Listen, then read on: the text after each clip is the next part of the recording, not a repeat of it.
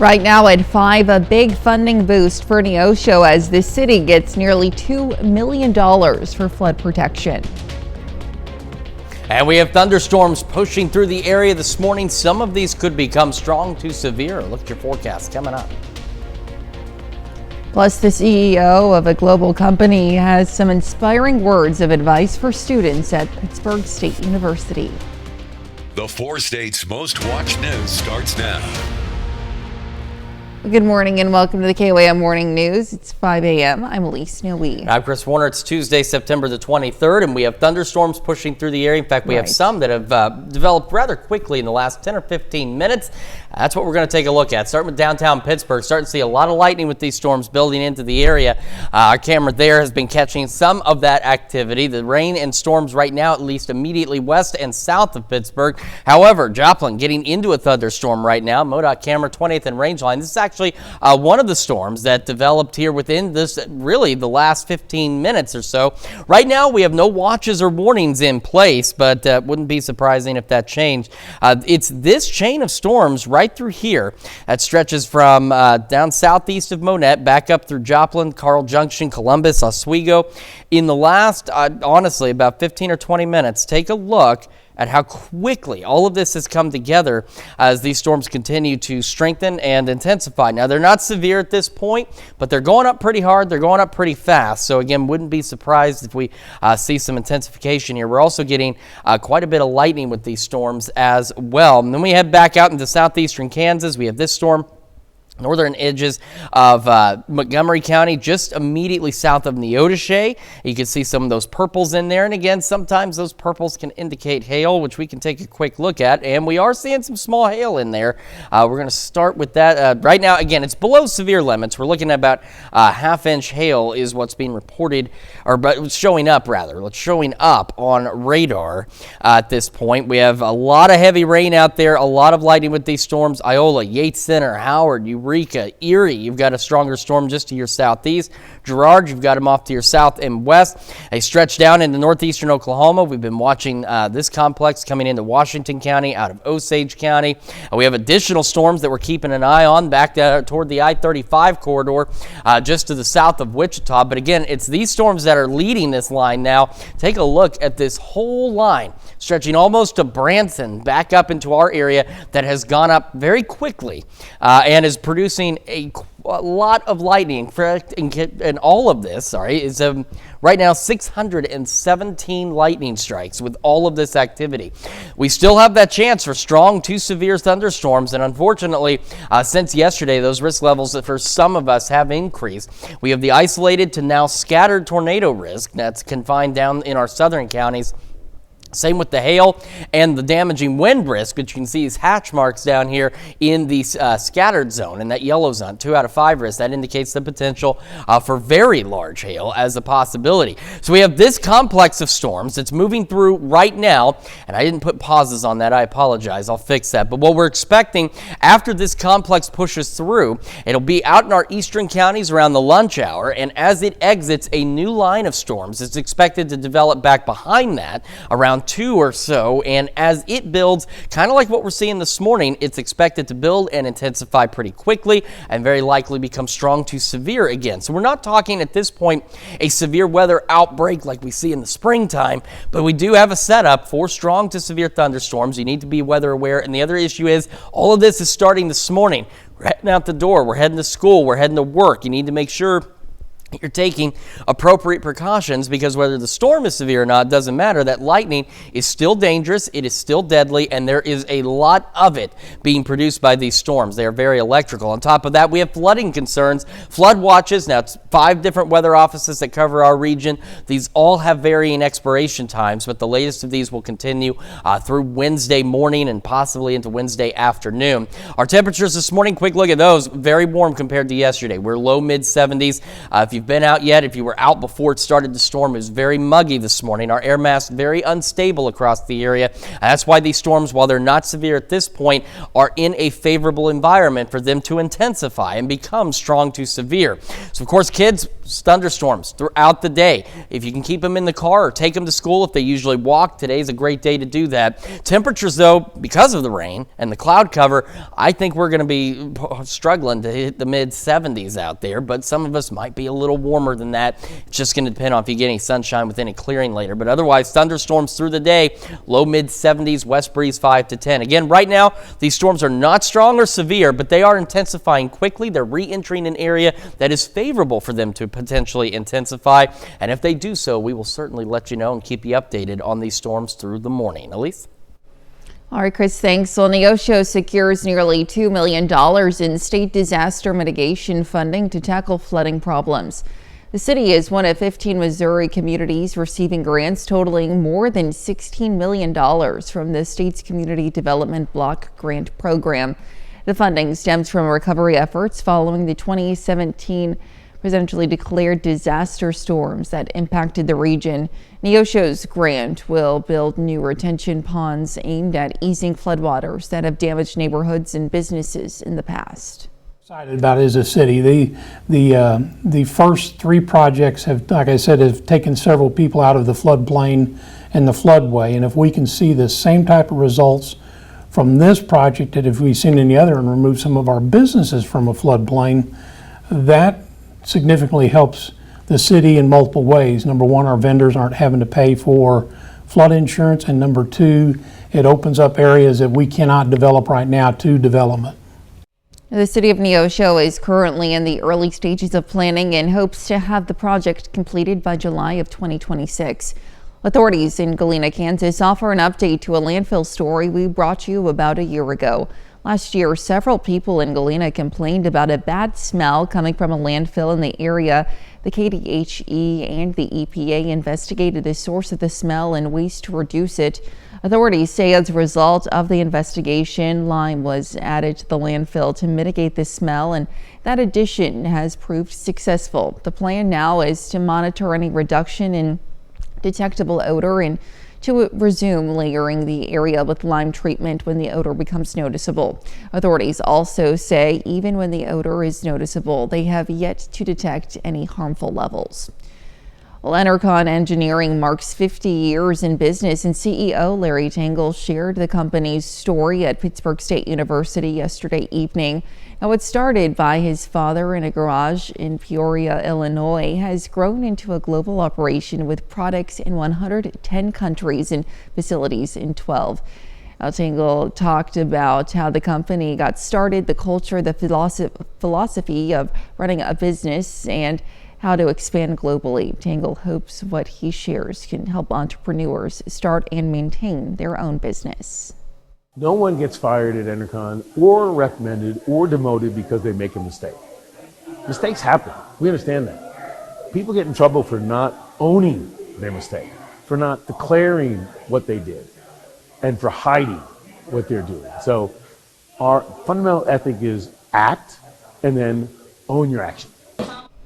The event was part of the university's Vision to Venture Entrepreneurship Speaker Series. Now let's look at this morning's top stories and weather coming up on the KOAM Morning News. We get a rare inside look at a B-12 bombers, which recently flew an international mission from a base in Missouri. Plus, new research links alcohol consumption to suicide rates. And we're tracking thunderstorms. Chris takes another look at the forecast. You're watching the KOAM Morning News. Time now, 5:08. We'll be right back. Well, topping World Watch, get ready for a rare up-close look at the B-2 bombers used to target Iran's nuclear facilities in June. The aircrafts were part of a surprise U.S. attack on 3 nuclear sites in Iran. The bombers took off from Whiteman Air Force Base in Missouri, which is where Ian Lee got unique access to the planes and their weapons.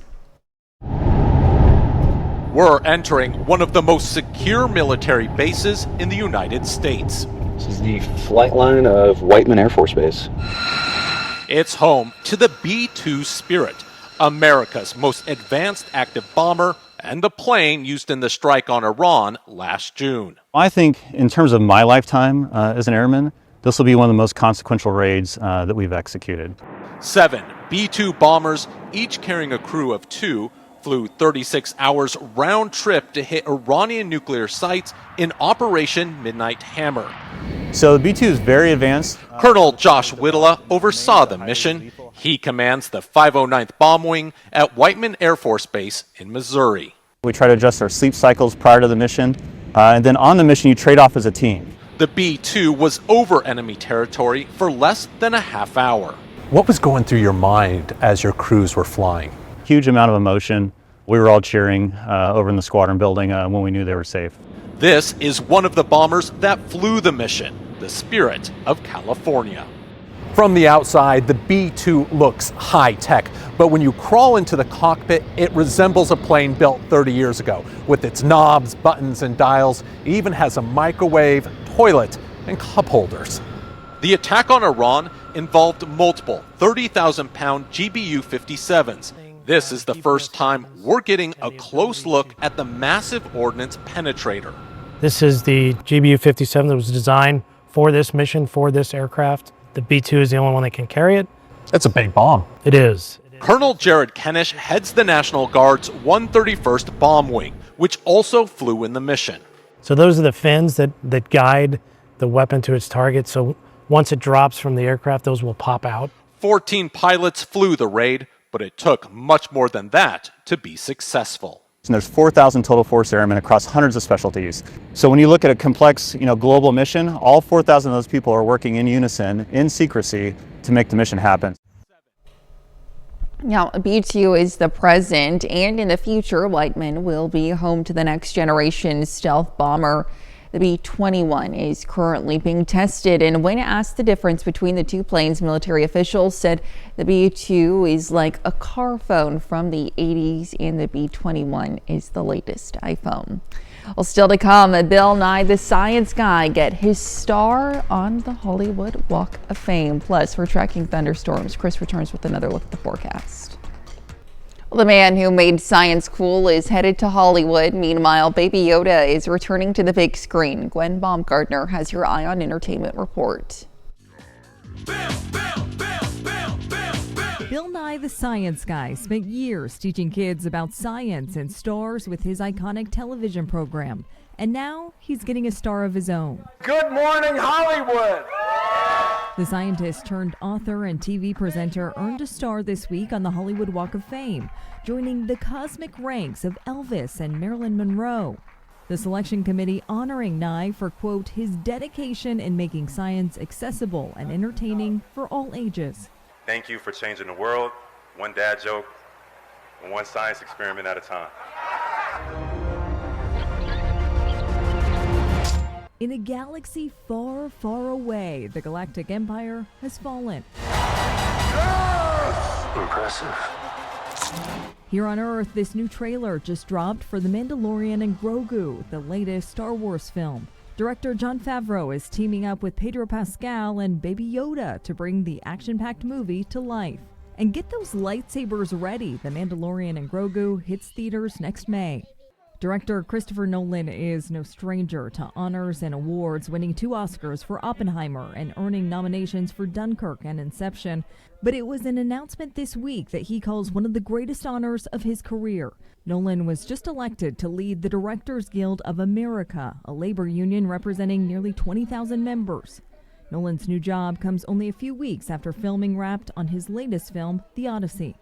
That's your Eye on Entertainment. Gwen Baumgartner, CBS News, Los Angeles. All right, let's take it over now to Chris for another look at the forecast. Yeah, we are continuing to track thunderstorms developing and intensifying pretty quickly this morning. A lot of lightning with these storms, very electrical storms. So while we don't have any warnings right now, you can see from our camera in downtown Pittsburgh just how much lightning we are seeing. Need to play it safe this morning. I know we're headed out, headed to school, headed to work. Just make sure you're taking precautions. We're going to take another look at these thunderstorms, tell you what's expected for today and how our severe threats are shaping up here right after this. Time now, 5:19. Welcome back to the KOAM Morning News 521 on this Tuesday morning. And again, right now, we have no watches, no warnings in our area, but it wouldn't be surprising if that changed. We're starting this live look downtown Pittsburgh right now. But you can see that these storms, they're producing a lot of lightning. That's why we want to show you some of these camera views. This is a lot of lightning. And although these storms, again, are not strong or severe at this point, they are producing just an incredible amount of lightning in a limited space. In fact, our lightning strike counter, which we have running on our other weather machine here, it showed just before 5, we had actually dropped in lightning down to 474 strikes across our region. We're now up, we've actually breached 900 a couple of times within the last 10 minutes. Our camera 7th in range line, again, just another view of that lightning. MoDOT camera 20th in range line. Of course, we have had rain. We've got storms in the Joplin area. MoDOT camera's been, of course, showing some of that lightning as well. So again, no watches, no warnings at this time, but we do have just these incredible thunderstorms and incredible amount of lightning. So we're going to start into Jasper County. And again, just wanted to show you, look at how quickly, we're going back to 4:15. So within the last hour and 8 minutes, you can see how these storms have flared up very quickly, how they've picked up very quickly.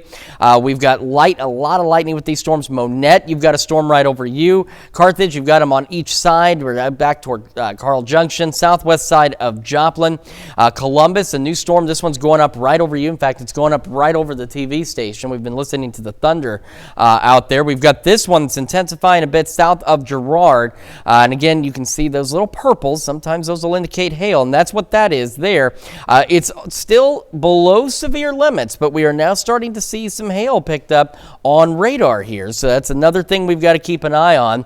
We stretch back up here toward Erie, and you can't even see the city of Chanute under all of the lightning. You can't see the name of Chanute at all under the lightning. So that's what I'm talking about. I mean, this section alone is just an incredible amount of lightning as well. And let's see, that count there, 325 lightning strikes out of the nearly 900 in our area.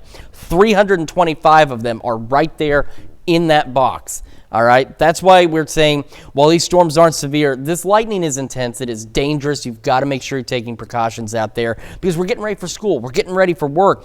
We've got heavy rain, Fredonia, Neodesha, back down toward Independence, Coffeyville, Lenapaw, Newata, Bartlesville. And then we're still monitoring these storms out to our west, just east of 35 now, near Winfield in our Kansas City, getting ready to push into our far western counties. That one, with all of that lightning, that's another couple hundred some odd lightning strikes with that cell alone. It's been re-intensifying, and the Wichita National Weather Service office is watching it very closely as well. These storms are interesting, and watch how they just flare back up, even inside the line of showers and storms.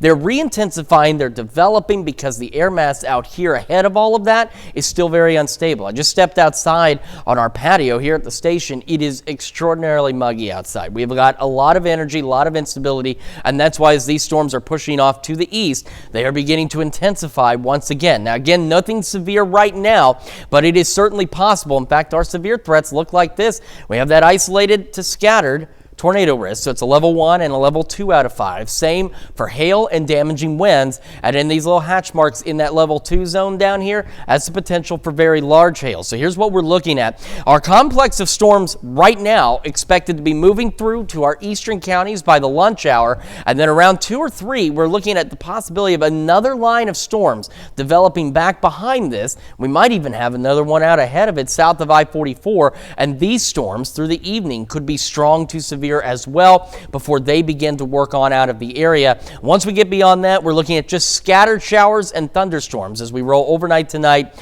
and into our Wednesday, but nothing severe expected with this activity, but we should see some additional thunderstorms as we head into our Wednesday. And a reminder, we also have these flood watches for a good portion of the area as well, and the latest of these run through tomorrow morning across the area. So here's what we've got. Thunderstorms through the morning, upper 60s to start, low 70s by 11. It's really looking like with all the cloud cover and the rain, our temperatures won't move much from where they are. We should cap out right about the mid 70s. Same tomorrow. Thunderstorm chances, scattered storms, 70s through Thursday, and then we'll start to heat back up just a bit, low to mid 80s into the weekend. We'll continue to monitor these storms, bring you updates as they come in, and for now, we're going to send it over to Elise with Health Watch. All right, Chris, thanks. Well, the more alcohol people drink, the greater their risk for suicide. An analysis published by JAMA found that For every 1 liter per capita increase in alcohol consumption, the suicide mortality rate increases by more than 3%. The impact was the same for both men and women. Alcohol is a well-established risk factor for suicide. While patient death rates often rise after hospitals are acquired by private equity firms. Research published in the Annals of Internal Medicine found that staffing and salary cuts often implemented after a private equity firm takes over impacts the care of patients at a hospital. The result is often reduced capacity for high-risk patients, shorter stays in intensive care units, and more transfers to other hospitals. And not enough women are being screened for anxiety and depression before and after pregnancy. A study of large urban medical centers published in JAMA found only 3 to 14% of women were screened for anxiety and depression, and 50 to 70% of women with symptoms of mental health disorders don't get a diagnosis. The Joplin Health Department looks to make the community a little bit healthier at 104 beats per minute. The department is offering CPR classes for the public through December. Now, these 3 CPR classes will be held each month for people of all skill level. In addition to hands-on CPR, the department will also offer training in the use of an automated defibrillator. For more information, visit our website, KLAMNewsNow.com. Let's look at Health Watch. We'll be right back.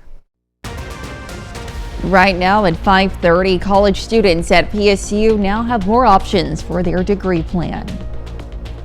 And thunderstorms pushing through the area this morning. Nothing severe yet, but that risk is there. We'll break down what you need to know coming up.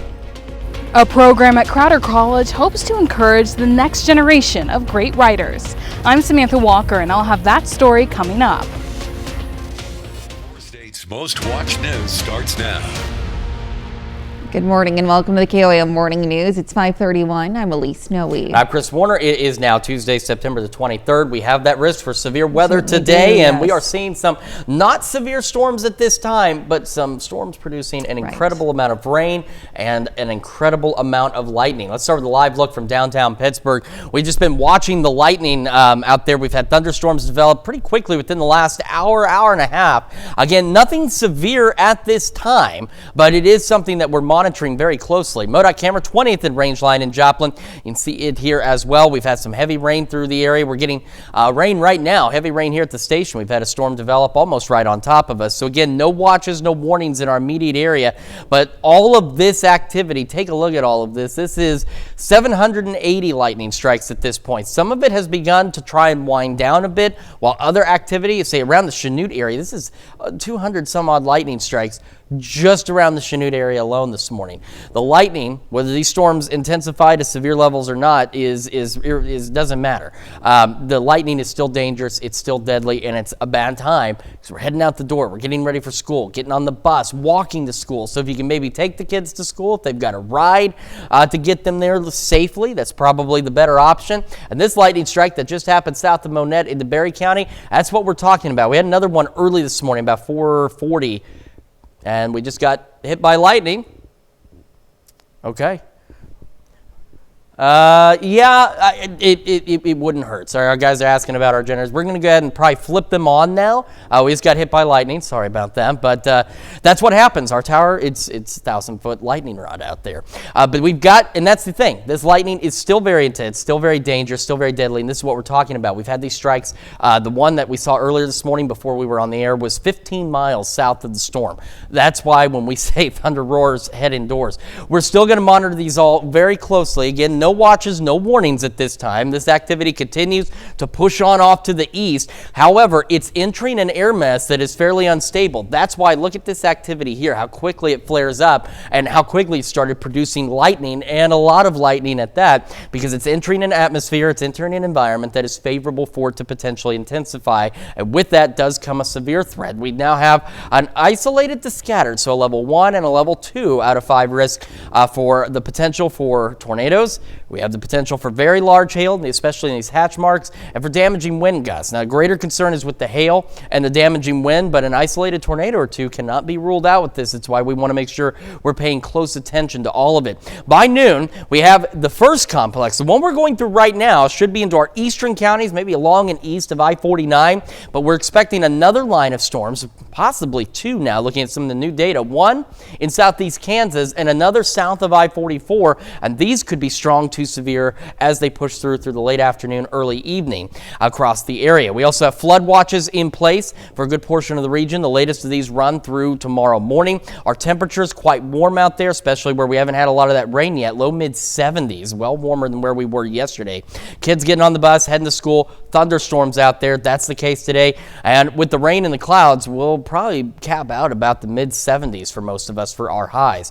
We'll continue to monitor these storms. Remember with the lightning, play it safe, be smart, keep the kids safe, keep yourself safe as you head out the door. We will have more on these storms. Any warnings, watches pop up, we will certainly let you know. Elise? All right, Chris, thanks. Well, Pittsburgh State University launches 2 new degree programs focused on supply chains. Getting raw material from one point to another is a specialized set of... State University is unveiling 2 new degree programs centered on supply chains and industrial demands. Supply chain, it's always been a critical part of of how we move goods and services across this country and across the world. And it's been part of our education in the Kels College of Business. Now we've just organized it and have added a few things.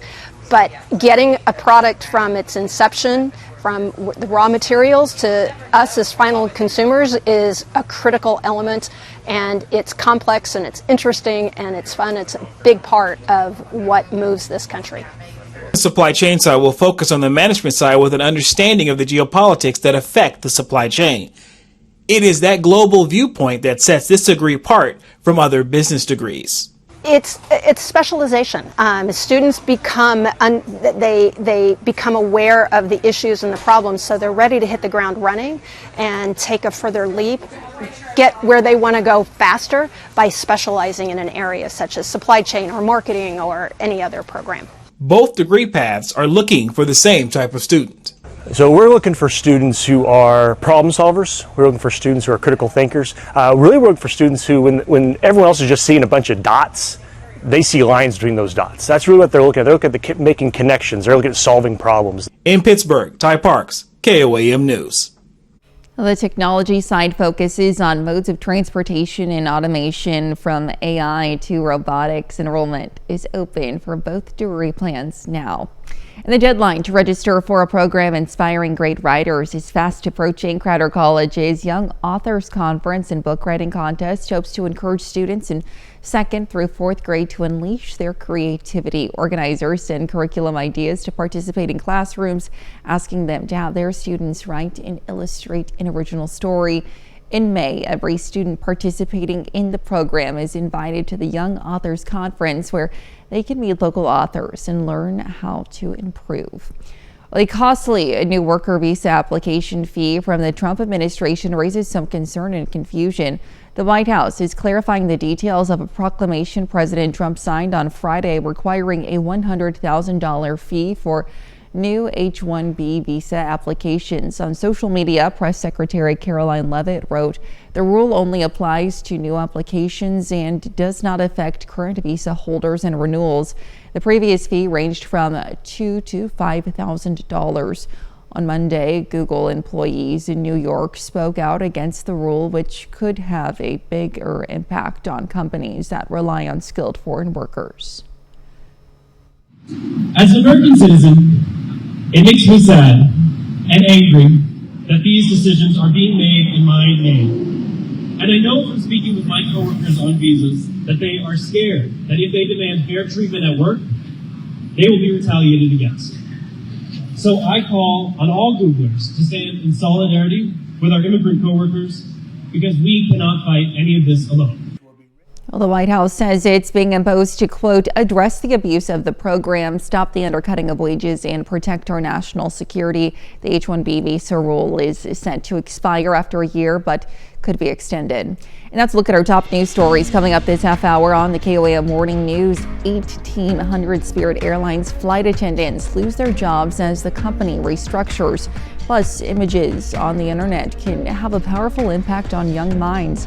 We've got some expert advice on dealing with the positive and the negative. We'll have the latest. Time now, 5:39. You're watching the KOAM Morning News. Well, in Consumer Watch, shares of Kenvue, the maker of Tylenol, tumbled more than 7% yesterday. President Trump announced the FDA believes the use of acetaminophen, the active ingredient in Tylenol and many cold and flu medications during pregnancy, can be associated with an increase of risk of autism, though medical experts have said the medication is safe. In a statement to CBS News, Kenvue said, quote, independent sound science clearly shows that taking acetaminophen does not cause autism. Well, Spirit Airlines announces it's putting about 1,800 flight attendants on leave as it cuts flights and restructures the business to reduce costs. The budget carrier has filed for Chapter 11 bankruptcy protection twice this year. An airline spokesperson confirms the furloughs to CBS News after they were first reported in the Wall Street Journal. And Amazon is facing a jury trial in Seattle focusing on allegations by federal regulators that it duped customers into signing up for Prime membership and made it difficult to cancel. The FTC alleges Amazon was part of what it called a years-long effort to trick millions of customers into automatically renewing Prime subscriptions. Amazon denies the accusations. Well, kids can be exposed to a lot of things on social media, from videos to memes. The images can be both positive and negative. Chris Bryant has more.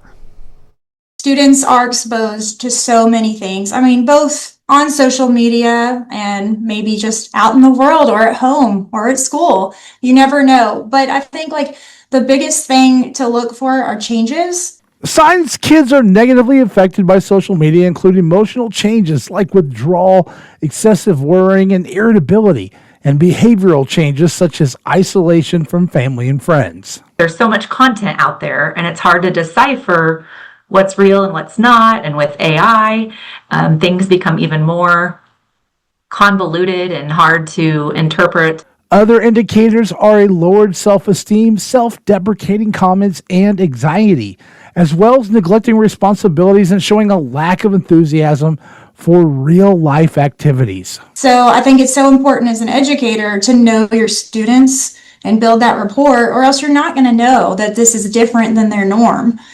Teachers and counselors see children during the school day and may be some of the first to notice a change. If a teacher or staff member is reaching out to a parent, they are really just trying to be a teammate. And so just trying to problem solve for resources and get the child the help that they may or may not need. If your child is asking questions, experts say be curious, not judgmental. I think it's great. It's great to, show, listen with unconditional positive regard. And I think that's really what it is. You're letting them lead and you're listening and providing a safe space for a student to really communicate openly without the fear of rejection.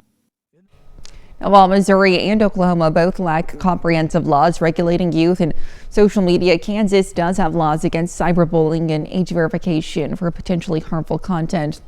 Now, Arkansas recently passed a law aimed at providing privacy protections for those under 17. The new law takes effect on July 1st, 2026. That's a look at Consumer Watch. Let's take it over now to Chris for another look at the forecast. Yeah, we're continuing to monitor thunderstorms pushing through the area with an incredible amount of lightning. That is our primary concern right now. Nothing strong, nothing severe yet. But we are getting also some small hail with these storms. We're going to have a complete look at your forecast, break down the severe weather threats and our storms through the morning and the other storms later today when we come back. Time now, 5:45. Well, a pest that can be deadly to livestock has been spotted even closer to the U.S. Details in today's Ag Day Minute. I'm Michelle Rourke with today's Ag Day Minute. The threat of New World screwworm is moving even closer to the U.S. border. USDA announcing Mexico has confirmed another case of the deadly parasite less than 70 miles from the U.S.-Mexico border. You can see the timeline of the screwworm's progression since the end of April, when the fly was first detected in Mexico. USDA says it is firmly executing its plan to take decisive action to protect our borders from NWS. Its maggots can infest livestock and other warm-blooded animals, including people. U.S. ports remain closed to imports of cattle, bison, and horses from Mexico because of it. Love cherries but hate the pit? You could soon be eating cherries without them. Sun World International and Pairwise are teaming up to create a pitless cherry. Pairwise will lead the research and development effort, while Sun World will contribute its germplasm breeding infrastructure and commercial market access. Sun World is behind such fruit innovations as the superior seedless table grape in 1972. And some good news for spicy food eaters: it may be good for the heart and brain. A study in China tracked more than 54,000 adults. It found that regular chili eaters had fewer heart and blood vessel problems, with those who ate spicy food 6 to 7 times a week having lower risk of heart disease and stroke than those who rarely ate it. For more Ag News, watch Ag Day weekdays on this station or get updates at agweb.com. All right, now here's Chris with a full look at your forecast. Yeah, we are continuing to track thunderstorms pushing through the area. Nothing severe at this time, but an incredible amount of lightning. On the view that you're seeing right now, the radar, 748 lightning strikes, just jumped to 759. So we're going to start in southwest Missouri. We've got this activity that flared up pretty quickly this morning. So around Aurora, back towards Sarcoxy, into Carthage, just to the northeast of Joplin. So probably into the Dunnaweg area, Carl Junction, the airport, Jasper. Then we head into Cherokee County. So this is a storm that's passing over the station right now, and you can see some of these purples in here, and that's indicative of some small hail. It's below severe limits, and it may not necessarily be reaching the ground, but the radar is picking up on some small hail with this storm here into Cherokee County, eastern Cherokee County, and the one that's just to the northeast of Carl Junction. Then into Crawford County. This storm is also one that we are watching as it's been trying to intensify. It's pushing in to Frontenac and Girard right now. It also, you'd see, it's showing hail over a broader area, still below severe limits, and not all of it may necessarily be reaching the ground, but we're still seeing that at least potential for some small hail with this storm. Some very gusty winds with these storms as well. As I mentioned, a lot of lightning. We're heading back toward Hepler, Erie. We've got this thunderstorm here that's just pushing through some very heavy rain with these storms. You can now see the word Chanute on this map, but you can't see Humboldt anymore, and you can see all of that lightning, and just in that zone there, let's do a quick check. We can see how much that's 211 lightning strikes with that activity just right there. Out of the nearly 800 we were showing you, 200 of them are right there. We've got heavy rain across a good portion of the area stretching through southeast Kansas. More thunderstorms west of Oswego, south of Mountain Valley, around Edna, so just west of Chatopa, then back toward Lenapaw, Nowata, Bartlesville, Oshaleta. We've got additional thunderstorms out there, and then we've got more back to the west. We're keeping an eye on all of these storms because, again, they're entering an environment which is favorable for them to continue. That's why I see this whole line from Branson all the way back into our area kind of flared up and re-intensified this morning because the air mass here is still very unstable. You can see new development that's taking place down east of the Tulsa Metro, and then we've got new development southwest of Washington County. And then, of course, we've got to watch for any additional development that takes place, as this is going to be thunderstorms throughout most of the day, and they're all going to have that potential to become strong to severe, including the ones that we're watching this morning. That's why we're watching these ones very closely this morning. We have a level 1 and level 2 out of 5 risk for an isolated tornado out there. That's a possibility. And then we have greater concerns with large to even very large hail in those hatch marks and the damaging wind gusts as we head through the afternoon. Now, this is day 1, but here's the deal. The outlook that carries us through about 7 a.m., that severe threat, that level 2 out of 5, is through a good portion of southeast Kansas, northeastern Oklahoma. And so that's the one we're going to be concerned with for this morning batch of storms. And then that's the outlook as we we head into the afternoon for storms that'll be around 2 or 3 for some of us. So this batch of storms that we're working through right now should be east of I-49 by the lunch hour. Still thunderstorms out there, scattered storms. And then we've got the possibility by about 2 or 3 o'clock we get a new line into southeast Kansas, and we may get another new line right here south of I-44. That's where that greater concern for severe weather will be. But these storms later this evening could also become strong to severe. But as we get late evening, that line will move out and we'll have additional scattered storms overnight tonight and into our Wednesday. But at this time, the overnight storms and the storms that we're going to be looking at throughout the day on our Wednesday here are not expected to be severe, but we still have those thunderstorms that'll be pushing through for us on our our Wednesday. All right, flood watches also continuing at least through tomorrow morning and maybe even as late as tomorrow afternoon, because as you saw, that's a lot of rain out there. It's a lot of heavy rain, and that expectation is, regardless of any severe weather, that's going to continue. And you can see, again, just an incredible amount of lightning. So again, I just want to emphasize that you're playing it safe. You get the kids to school, get them to the bus, they can stay in the car. Maybe they can get a ride to school if they usually walk, because this morning is not a time to be doing that. Just kind of hovering upper 60s, low 70s, and I think our temperatures at best are going to struggle to meet mid 70s. We'll go mid 70s again tomorrow, mid upper 70s Thursday. We'll start warming up into the upcoming weekend back to the low to mid 80s. Of course, we'll continue to monitor these storms and bring any watches or warnings that come from them. We'll be back with more of the KOAM Morning News right after this.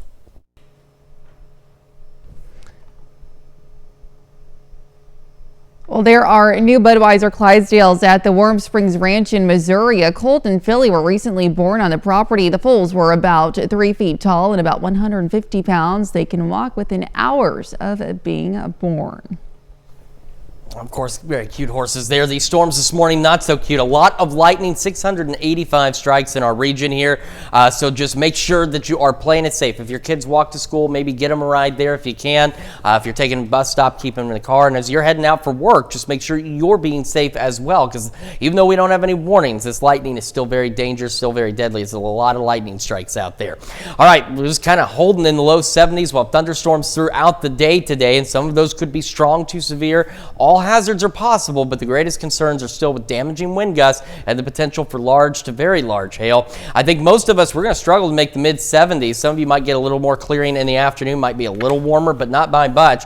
Storms become more scattered late this evening and overnight. Our severe threat winds down. We're in the low to mid 60s. We're not expecting severe storms tomorrow, but more scattered storms for our Wednesday, mid 70s, upper 70s Thursday, and warming up into the weekend. That's a quick check of your forecast. We'll be back with another hour of the KOAM Morning News right after this.